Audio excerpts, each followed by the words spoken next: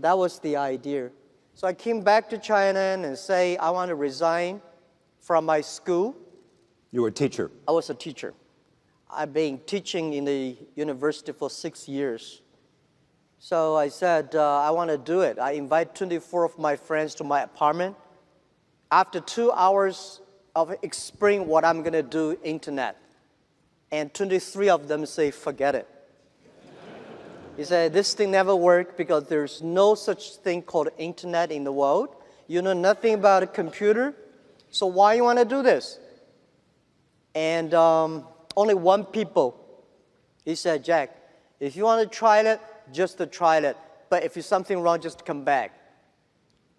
And after a whole night thinking, I say, I still want to do it.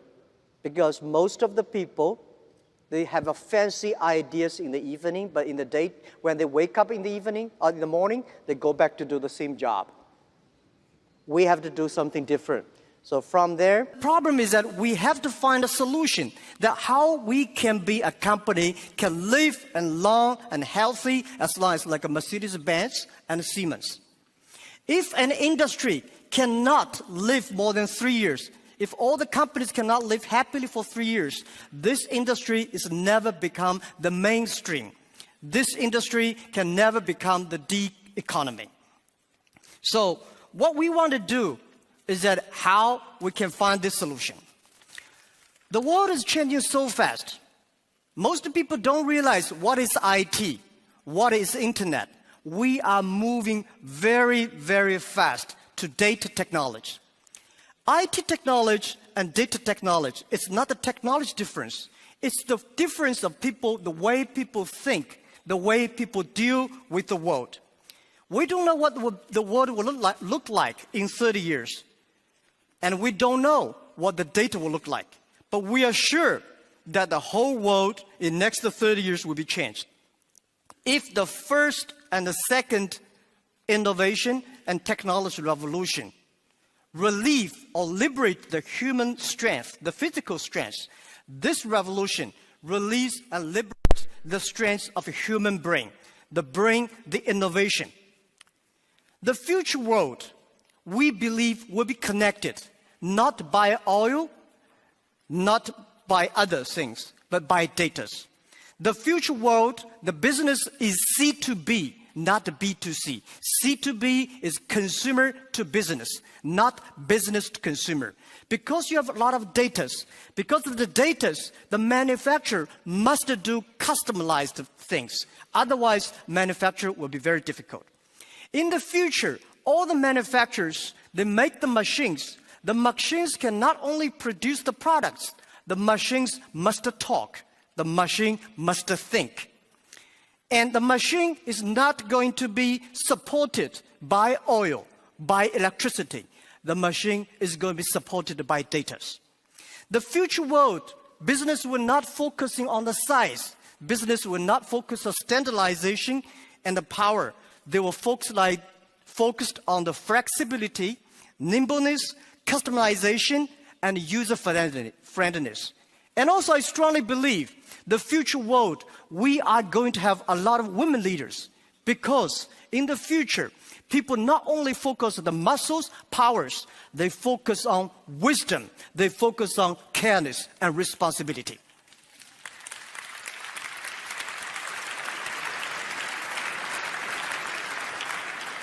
And I think internet must find the missing part. This missing part is how the clicks and the motors can work together. And how we can making sure in the next 30 years, the internet and the clicks and motors can work together.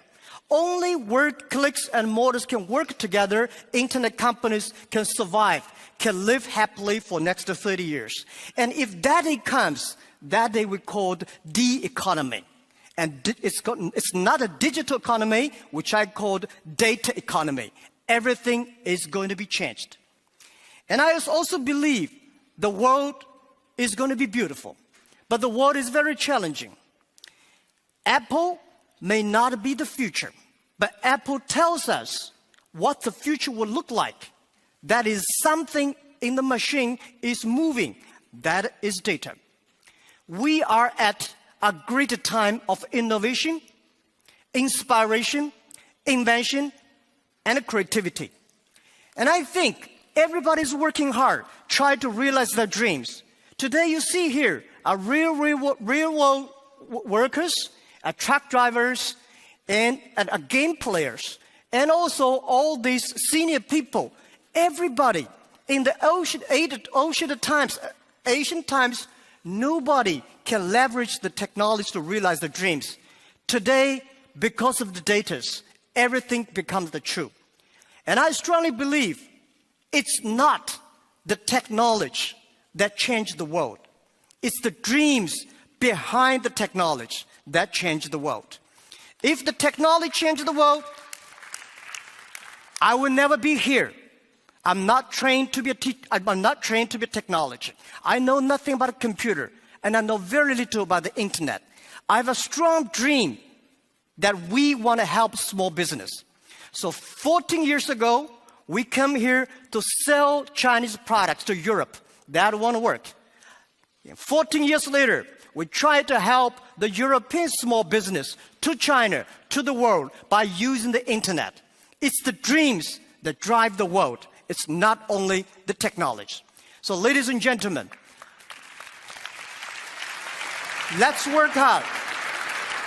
It's a fantastic world. It's a world belongs to young people. It's a world belongs to the future. And thank you very, very much for listening.